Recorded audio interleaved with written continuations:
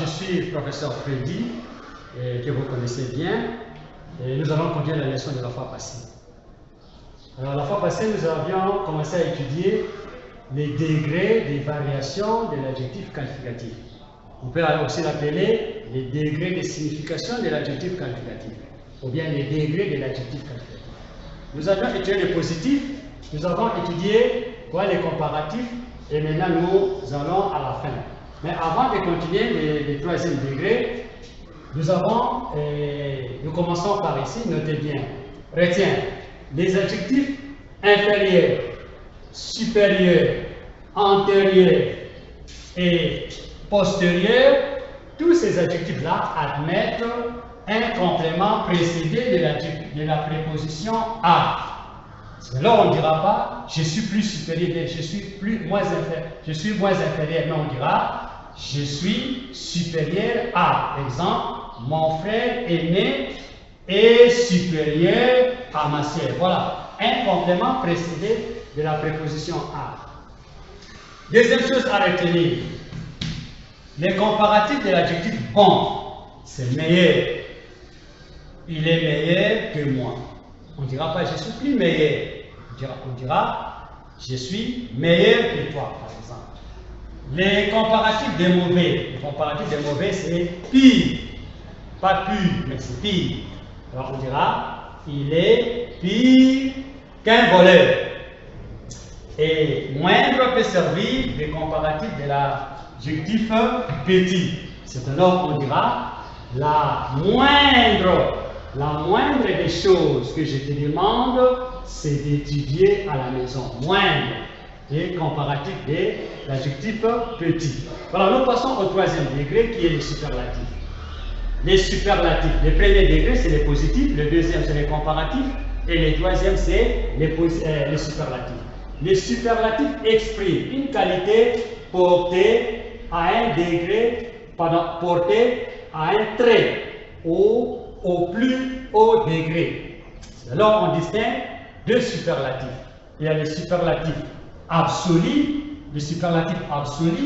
et les superlatifs relatifs. Nous commençons par les premiers superlatifs. Les superlatifs absolus. Là, le degré et la qualité est absolue. La qualité est absolue. Les superlatifs absolus expriment une qualité portée à un très haut degré, mais sans comparaison.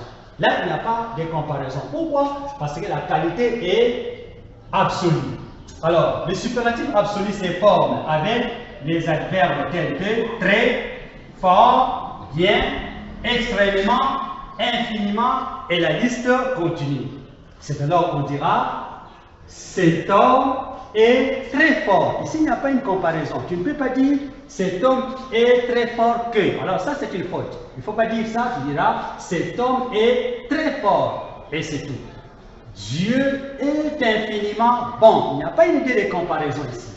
La terre est extrêmement vaste.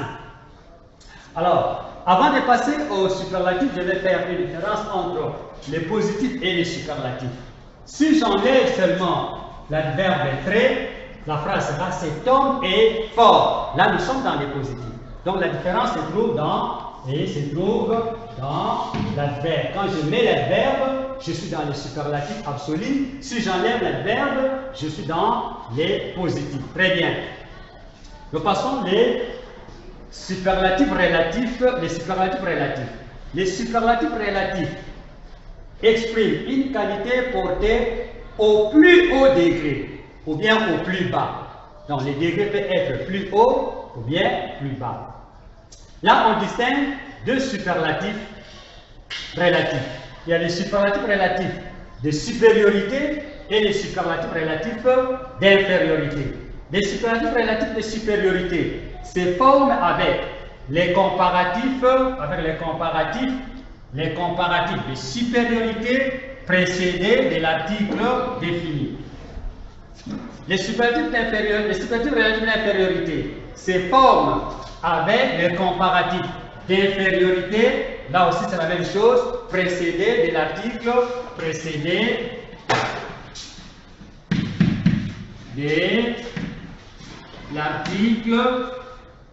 défini.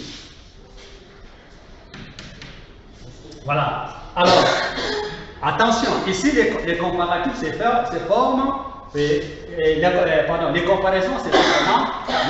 La comparaison se fait, je prends un livre, par exemple ce livre ici, alors ces livres, je vais les comparer non à un autre livre, mais je vais les comparer à tous les livres de la classe. Et ce livre peut avoir soit une qualité supérieure, soit une qualité inférieure. C'est la même chose. Je peux comparer, je prends les sacs ici, je ne vais pas comparer ces sacs à un autre sac, mais je prends les sacs ici, je compare à tous les sacs de la classe. Et quand je compare, les sacs peuvent avoir une qualité supérieure. Si les sacs ont une qualité supérieure, nous sommes dans les superlatifs relatifs de supériorité, et je dirais, mon sac est le plus beau de tous les sacs.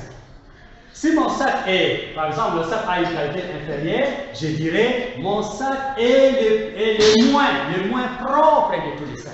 Voilà, ça, c'est les comparatifs, pardon, les superlatifs relatifs d'infériorité. Donc, ici, la comparaison s'est faite. Je prends une chose, comme les cartons, ici que vous voyez, je vais comparer, non à un autre carton, mais je compare ces cartons à tous les cartons qu'on peut trouver à l'école. À la famille, je prendrai un enfant, je vais les comparer, non à son frère, bien à sa soeur, mais je vais comprendre cet enfant, je compare à tous les enfants de la famille. Cet enfant peut avoir une qualité supérieure ou bien une qualité inférieure. Alors, si cet enfant a une qualité supérieure, il s'appelle par exemple Matondo, je dirais Matondo est le plus intelligent de la classe. Après avoir comparé Matondo à tout le monde, je vois que Matondo a une qualité qui dépasse tout le monde. Alors je dirais Matondo est le plus intelligent de la classe. Alors la qualité inférieure, je prends par exemple un autre enfant de la famille qui peut s'appeler par exemple Mukeli et je compare à tous les enfants de la famille, je vois il a une qualité inférieure, je dirais Mukeli est le moins courageux de sa famille. Donc je prends Mukeli, je compare Mukeli avec tous les enfants de la famille et il a une qualité inférieure. Alors je dirais Mukeli est le moins courageux de toute la famille. Il peut être aussi Mukeli est le moins beau de la famille. Matondo est le plus brillant de la famille, ou bien de la maison, ou bien de l'école. Voilà, c'est ça la fin. Mais avant de passer, nous avons un exercice. Très bien, la fois passée, vous avez fait l'exercice sur les comparatifs. Très bien. Alors aujourd'hui, nous allons faire un devoir avec les superlatifs. C'est le même exercice. Employer les adjectifs ci-après dans des petites phrases au degré demandé. Voilà, le premier adjectif c'est précieux. Précieux, vous allez former une phrase et vous allez mettre l'adjectif précieux, mais au superlatif relatif de supériorité. Le deuxième, c'est capricieux. Vous allez former une phrase dans laquelle capricieux sera au superlatif absolu. Troisième, nous avons anxieux. Anxieux, vous allez former la phrase et anxieux sera au comparatif. Ici, ce n'est pas les superlatifs, c'est les comparatifs de supériorité. Nous avons l'adjectif juteux. JT, vous allez former une phrase dans laquelle JT sera au superlatif relatif d'infériorité. Et enfin, agile. Agile signifie souple, quelqu'un qui est souple. Hein? Quand tu es souple, tu es encore enfant, tu es vraiment souple. Alors, souple, agile signifie souple. Alors, vous formez une phrase dans laquelle vous mettez l'adjectif agile au superlatif relatif d'infériorité. Voilà, prenez note.